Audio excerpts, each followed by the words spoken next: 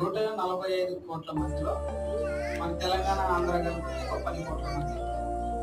145 కోట్ల మందిలో అసలు క్రైస్తవులు ఎంతమంది? 145 కోట్లలో అసలు క్రైస్తవులు ఎంతమంది? ఈ 145 కోట్లలో 79% మంది హిందువులు ఉన్నారు. 2.3% క్రైస్తవులు ఉన్నారు. అంటే మనకి ఎంత పెద్ద భారం ఉంది.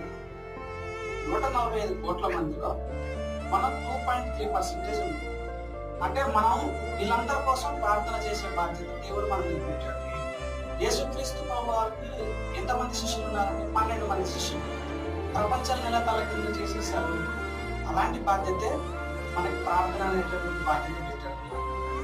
ఇప్పుడు మన భారతదేశం లేదా ఈ చర్చికి కానీ ఎక్కడ కానీ 4 మూలాలు చూస్తాం.